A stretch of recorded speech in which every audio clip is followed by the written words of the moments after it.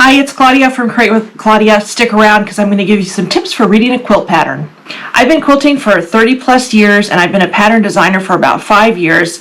Plus before that I wrote free patterns. I have a lot of free patterns on my YouTube and on my blog, that kind of thing. So I've written a lot of quilt patterns and I just wanted to give you some tips today on how to make the most of your quilt pattern that you buy and just sort of give you some tips when you're reading it.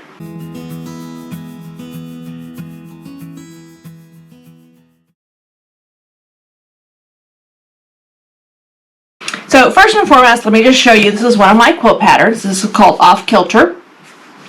It is, I don't know, like 7 or 8 pages. I don't know off the top of my head, but this is what it looks like in paper. Nowadays you see them both, you can buy them both paper version like this one, and you can buy them PDF version. So like in my Etsy shop I have a lot of PDF versions. It's actually really handy. You can just save them right down to your computer. You have them, you can use them whenever. You don't need to print out every page, that kind of thing. So they're really nice to do PDF. In fact, I find nowadays actually more and more people are buying my patterns PDF versus actual paper patterns. I get emails from people from time to time, people that have bought my patterns or have a question about them. And sometimes maybe some of my patterns are a higher skill level and perhaps they bought it and they're not quite at that skill level yet. So one of my big tips is check that skill level.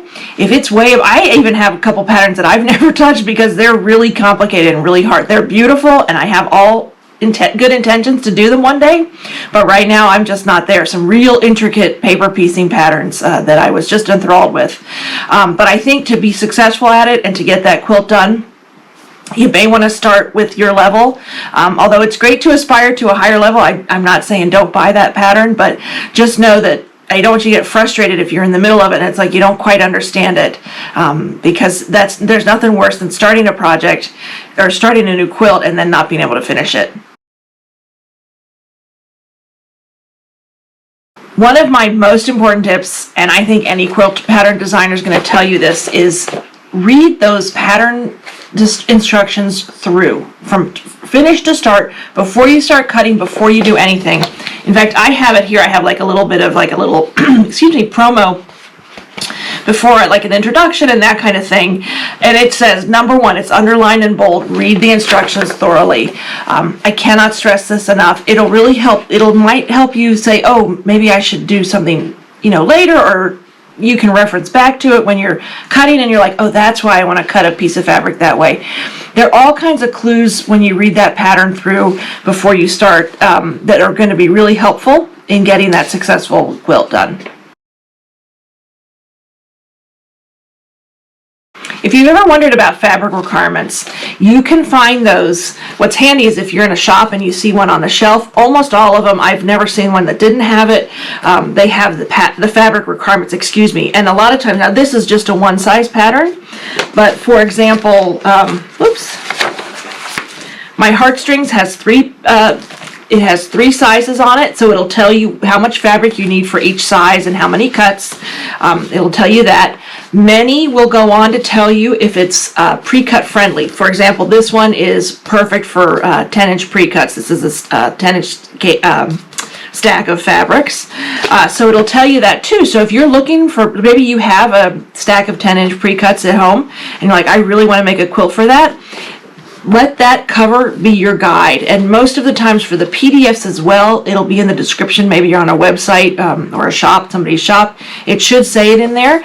So if you, like I said, if you have some fabric you want to use up, maybe some strips, some 2.5-inch strips, whatever it is, hopefully it'll say it on the front like this, or it'll say it on the back, or both places. And then there's a little introduction there too. Earlier I talked about skill level. You can find that on the sleeve of the pattern most of the time as well. It'll be like in mine, I put it in the introduction. I say it's ideal. This one is for a confident beginner, so you get that idea. It may be on the front as well. One of the things I touched on briefly was sizes of quilts, and that's a good, when you're looking at a sleeve of a pattern or online at a site, or when you want to look at a PDF pattern, always look at the sizes. It may not be the size you're looking for. If you're not, maybe you're a beginner, it's not so easy to scale down or scale up. So keep that in mind when you're looking at patterns, because you may not want to do just a baby size, or you may not just want to do a king size. You know, it depends on what you like. Now, if you really love that pattern, I say go for it and buy it and then make that size. Or if you're have maybe a higher skill ability and can scale up or scale down, you can do that too. Many patterns will have a glossary in them. When I first started writing patterns, I actually did not put that in there. And I remember I have pattern testers that test all my patterns. And one of the very first tips I got, and I do it now all the time, is just a little glossary in there because a lot of people aren't familiar with the terms. Sometimes you'll see arrows in patterns, like on the shape, if it's a diagram showing you how to do something. Those arrows almost always mean that's the way to press it. And again, that will be in that little sort of glossary you have, or that sort of preliminary, like I have it as, I usually in my patterns, I put it as a list. So I'll say, like, with the fabric is WOF, arrows indicate pressing directions, that kind of thing.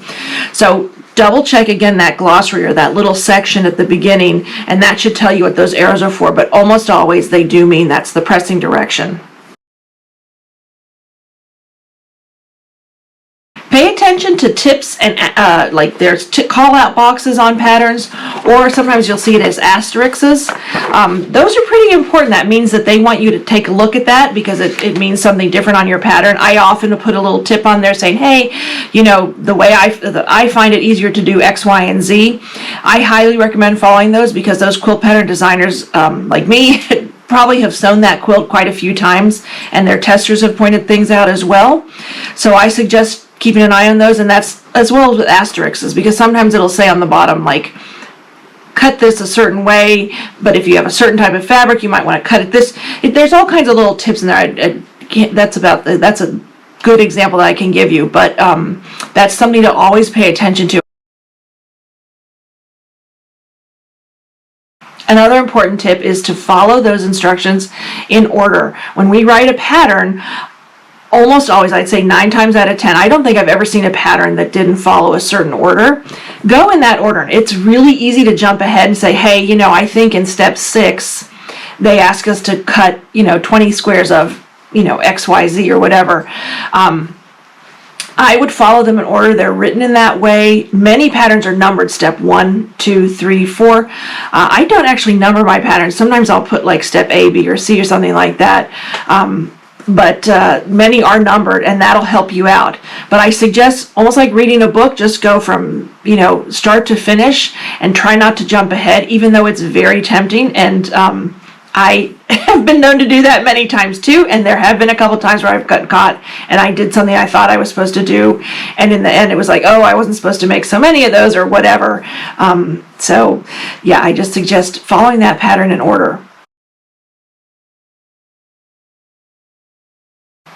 Another thing you'll want to do is definitely label your pieces. Once you have them all cut, or as you're cutting them, excuse me, you're going to want to label them. A lot of patterns, I know mine, I'll have like piece A, piece B, piece C, piece 1, piece 2, piece 3, you get the idea. Definitely label those. That's really helpful when you're going through the pattern, because if you don't label them, sometimes pieces are pretty close in size, and maybe it's the same fabric. Let's say it's blue fabric, and you have a piece that's maybe a 1/4 inch different. That can get confusing really quickly, so you definitely want to label those pieces. That's a really helpful tip.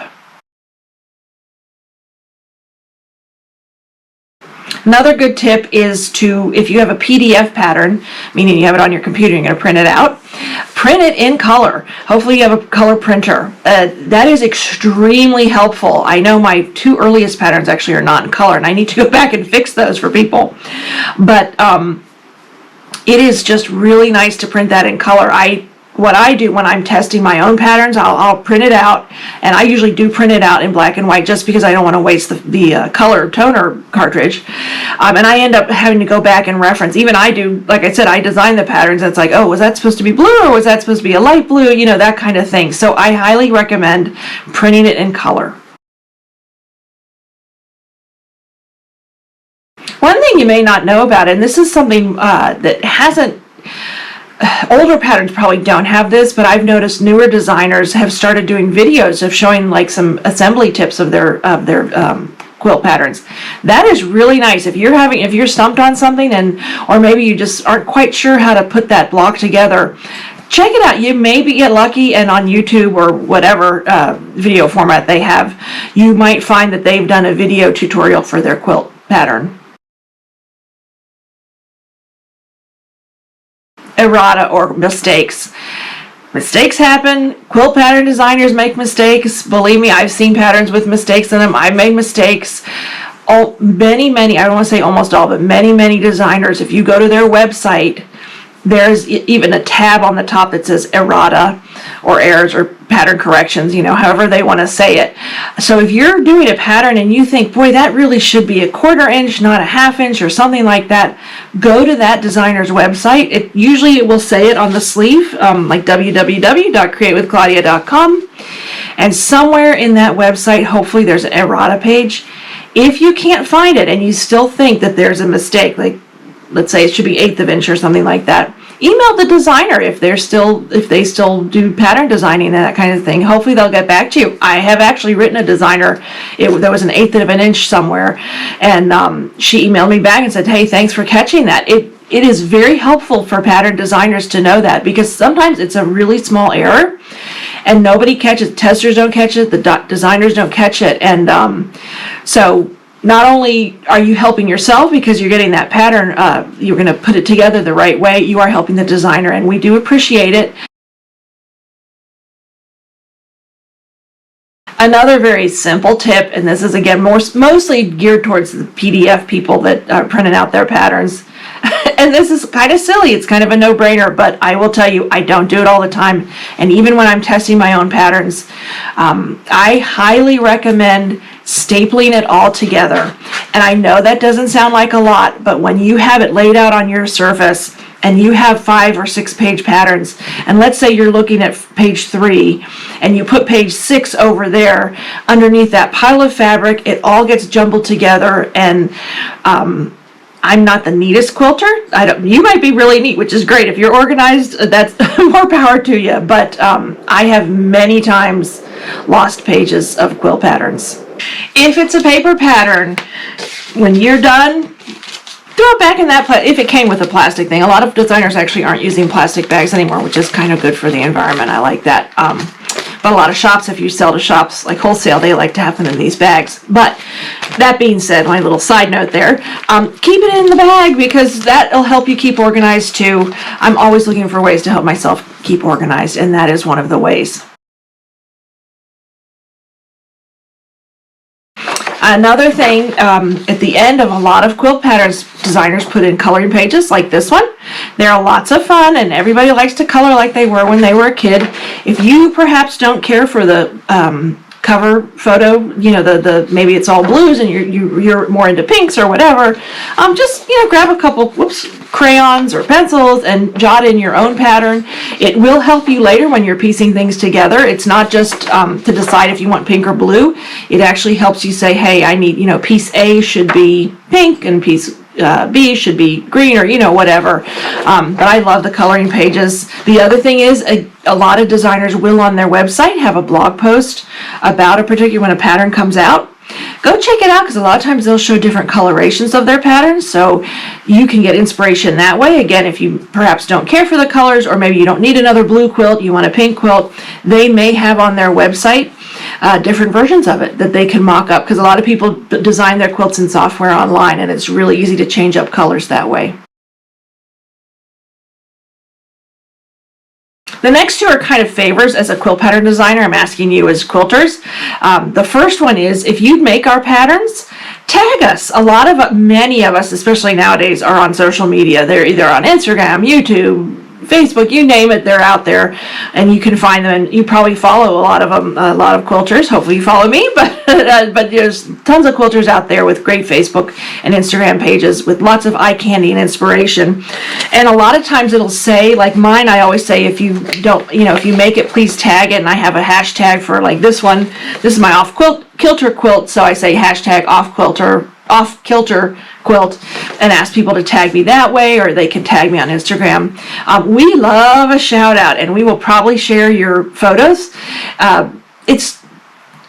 you know, quilt pattern designers, most of them, at least I do, I shouldn't say most of them, I don't know how other ones design, but I'm in my basement in my studio, and that's how I don't have a lot of tons of interaction with other people.